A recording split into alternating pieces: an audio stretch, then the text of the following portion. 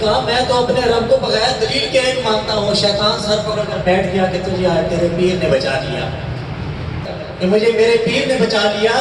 میرے پیر نے مجھے بتایا تو ذاتی طور پہ نہیں بچا دیا, اللہ رب العزت کے فضل سے بچا دیا. تو اصل میں رب ذوالجلال یہ ہے, طاقت اسی کی ہے, فضل اسی کا ہے, وہ جسے چاہتا ہے پھر عطا کر دیتا ہے. ہم ویسے نہیں کہتے کہ جس طرح حضرت صاحب نے پورا جو واقعہ بیان کیا کہ وہ بچہ اور پھر آپ دیکھیں قبرستان کے اندر اور حیات اور موت, یہ سارا کتنے اختیارات اور تصرفات کی بات ہے. بندہ حیران ہوتا ہے ایک بندے کے پاس اتنی طاقت کیسے آ جاتی ہے. تو حیران ہونے کی ضرورت نہیں ہے, ادھر ادھر کسی کی سننے کی ضرورت نہیں ہے. آج کل تو ویسے بھی فتنوں کا بڑا دور ہے.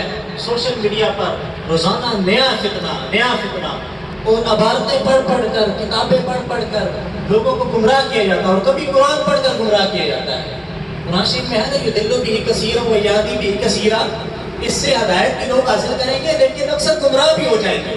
تو یہ وہ لوگ ہیں جو قرآن پڑھ کر گمراہ کرتے ہیں. تو قرآن پڑھ کر اور سنا کر پھر دوسروں کو گمراہ اس طرح سے کرتے ہیں کہ اپنی مرضی کا مطلب بھی سے نکال لیتے ہیں. جو آیات بتوں پر نازل ہوئی, بتوں کے بارے میں ہیں, وہ اٹھا کر اللہ تبارک و تعالیٰ کے جو اولیاء کرام ہیں ان پر نافذ کرتے ہیں, ان پر اس کا لاگو کر دیتے ہیں.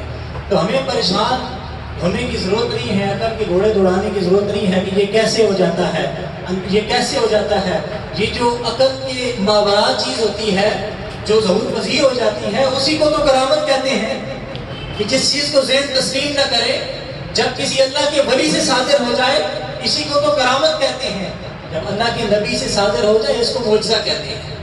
فرمایا کہ ان الارض یرثھا عبادی الصالحون, یہ جو میری زمین ہے اس پر جو میرے چلنے پھرنے والے میرے نیک بندے ہیں, اولیاء کرام ہیں, ان کو تم عام بندہ نہ سمجھنا.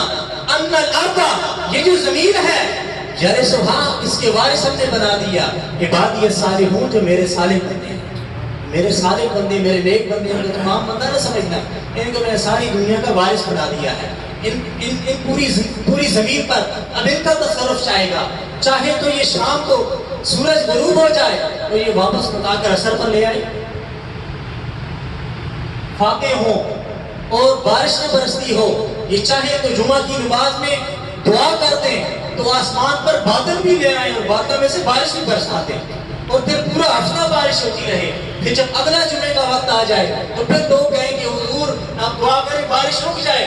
تو پھر ہم نے ان کو یہ بھی اختیار دے دیا کہ یہ پھر ممبر پر بیٹھ کر دعا کریں اور بارش رک جائے. تو یہ اللہ تبارک و تعالیٰ نے اپنے بندوں کو تصرفات عطا فرما